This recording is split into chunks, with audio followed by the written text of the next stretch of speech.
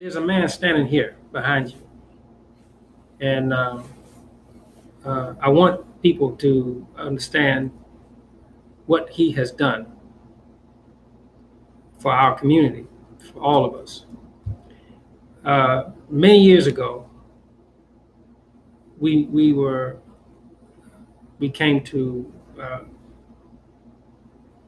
have a relationship, a friendship, and this is when I was the Imam of in Baltimore, Maryland, and Brother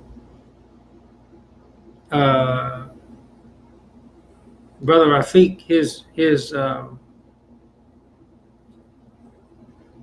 commitment and loyalty to what he believed was right was very similar, if not the same as mine. And so on that basis, we formed a friendship. And it developed over time, over years, into a stronger relationship that had more components in it. Trust, working together, cooperating with one another. And then at a point, he after Imam W. Deen Mohammed passed away, he was probably the first person who really confronted me with what he believed was my responsibility, my obligation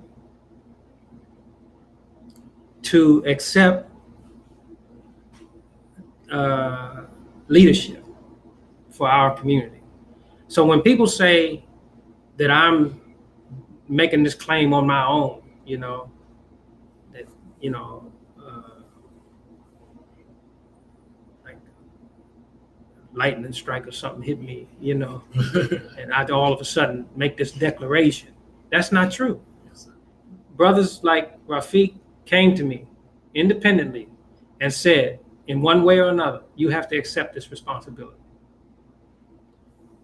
Okay, he was probably the first one to do that. Not that others weren't having the same feeling at the same time, but proximity to him, to me, his proximity to me physically enabled him to confront me with that. And maybe others were shy of confronting me with it. I know you had that feeling too, and others too. So in those discussions, I said, okay, let me think about this. But in the meantime, I tell you what we can do and what I would like for you to do. I said to him, we need to protect the treasure of our community, and that is Imam W. Muhammad's teaching. We need to identify it wherever it is and archive it, collect it, and then make it available to our people without restrictions. And he didn't wait, but it seemed almost before I finished the statement to him, he was on the job. He was on the job, and he did it with a laser focus and determination to get everything that was available. And he did it with such honor and with such integrity that people began to trust him and bring things to him because they knew that he was going to preserve those things. And he was going to do it in the interest of making sure that our people stay enlightened. And this is the great treasure. He didn't bury the treasure. He made it available. He made all the rubies and diamonds and gold and silver and precious things there, all of it available to our people. And he defended it. And I read recently where one imam in Atlanta and his business partner attacked Rafeeq for presenting what Imam W. Muhammad said about something, and then wanted to ridicule him by saying, we don't see you, brother. This is what I wanted to say to those ignorant people. You see him in his works.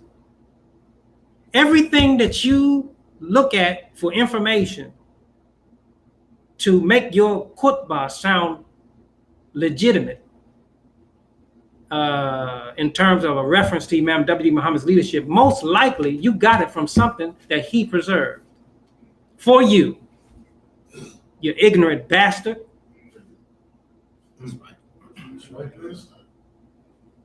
One said, you think you have all the light. I know this man. This man is a man of humility. He thinks nothing of having all the light. What human being think they have all the light? Statement of ignorance and prideful arrogance.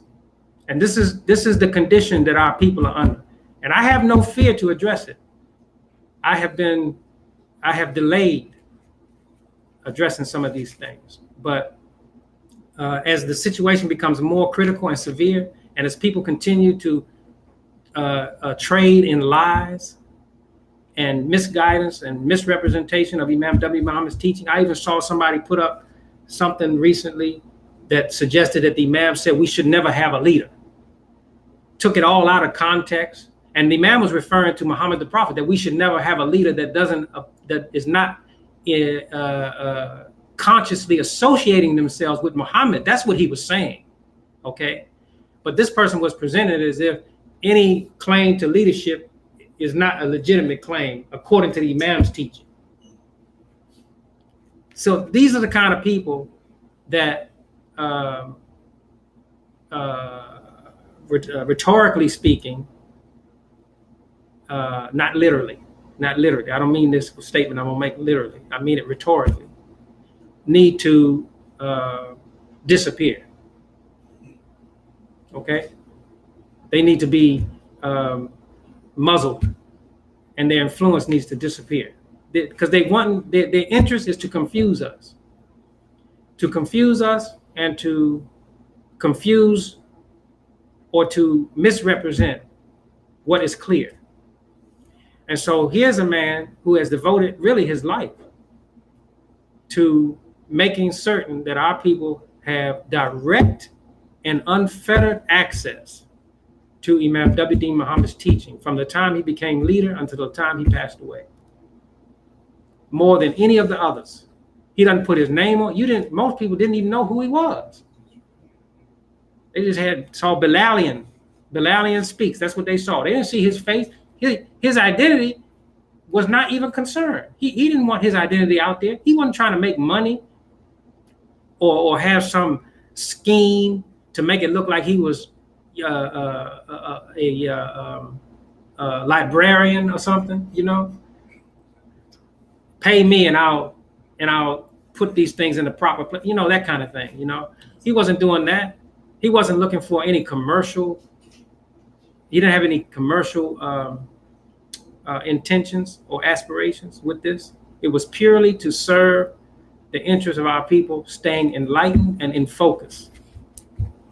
And so I wanted to not just acknowledge him, but also to speak about his importance, and because he's in Atlanta, and we'll be visiting there soon, very soon. And so he's a very important and special assistant to us, and a servant of our people, and a protector, defender of our treasure.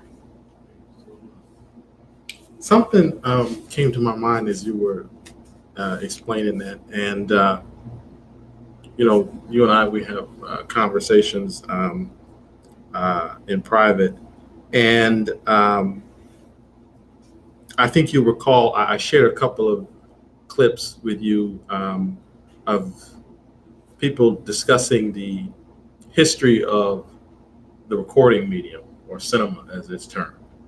And the conclusion was that as a combination or amalgamation of all of the forms of human communication, spoken, written, performed, photographed, humanity had always been reaching for this medium. And if you look at the history of peoples in terms of their bodies of knowledge, their histories, they are recorded in these different mediums. But as you were speaking, it occurred to me that we are the first to have ours recorded in this one, because there isn't a whole lot that has been written about the real history of our community. Most of what we have in terms of an accurate picture was recorded from the Imams' public speeches. Yes. The history of the Nation of Islam, Yeah. what Mr. Farad's intent was, Yes. what his father had done. Yes. So in a way, if you take what they are saying about this medium being something that humanity was reaching for, it was reaching for this moment. Yes, I see that. To preserve this for future generations. For all people, for humanity. Yes, exactly. I don't want to comment on that. You stated it exactly as it should be stated. A reasonable, thoughtful person, honest person will be able to see that. Yes. And then you can see how very important this man's work is.